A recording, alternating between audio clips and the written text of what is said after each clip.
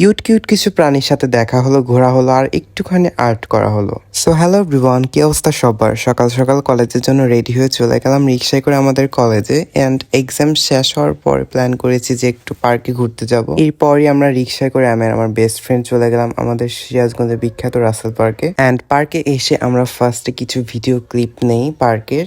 আর এটা হচ্ছে যমুনা নদী, বাট মেইনলি এখন পানি নেই। দেন আমরা টিকিট কেটে চলে যাই পার্কের ভিতরে। দূর থেকে মনে হবে যে পার্কের ভিতর কিছুই নেই, শুধু গাছপালা আর গাছপালা, কিন্তু ভালো করে খেয়াল করলে দেখা যাবে যে অনেক কিছু আছে। আমি নিজেই জানতাম না যে এত কিছু আছে। দাঁড়াও, তোমাদের ধীরে ধীরে সবকিছু দেখাচ্ছি। আমাদের এই পার্কে কিন্তু একটা মেইন একটা জিনিস কিন্তু খুবই কমন, সেটা হচ্ছে জোড়ায় জোড়ায় লোকজন সবাই। জোড়া ছাড়া কাউকে পাবে না। পাখিও যেমন জোড়া, মানুষও ঠিক তেমনই জোড়ায় পাবে। হোয়াটএভার, পাখি প্লাস এখানে কিন্তু অনেক ইউনিক প্রাণীও রয়েছে। যেমন এই দেখো উট পাখিটা, আমরা যাচ্ছিলাম হঠাৎ করে আমাদের সামনে দৌড়ে চলে আসে। এই পাখিটার নাম হচ্ছে উট পাখি। আর এই পাখিটা কিন্তু ফুচকা খেতে খুবই পছন্দ করে, জানো তোমরা?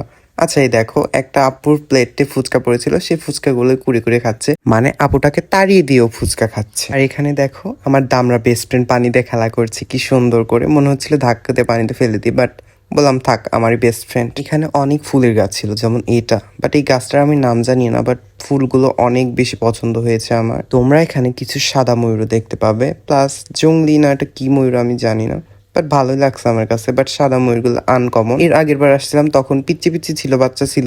এইবার গিয়ে দেখে অনেক বড় হয়ে গেছে অ্যান্ড অনেক সুন্দর লাগছিল দেখতে। আরো আছে, দাঁড়া বলছি। এখানে কিছু হরিণও ছিল অ্যান্ড 4-5টা মনে হয় ছিল, বাট এগুলো যে এত ফ্রেন্ডলি কি বলবো। হরিণগুলোকে শুধু দূরে থেকে ডেকেছি আমরা, তাই দৌড়ে চলে এসে দেখো ওর গায়ের রংগুলো কি সুন্দর। আমি তো শুধু তাকে অবাক হয়ে দেখছিলাম। এখানে কিছু ফিমেল হরিণও ছিল, অনেক বড় বড় শিং সেগুলো। আসল কথা হচ্ছে আমরা 2টা চিপস নিয়েছিলাম অ্যান্ড চিপসটা দেখানোর পরে মনে হয় ওরা চলে আসছে, খাওয়ার জন্য চলে আসছিল। হরিণটা অনেক সুন্দর ছিল, কারণ মাথার উপর বড় বড় 2টা শিং ছিল এবং আমাদের দেখে কাছে এগিয়ে আসছিল। সব মিলিয়ে জাস্ট অসাধারণ। এরপর আমরা বসে পড়ি পেইন্টিং করার জন্য।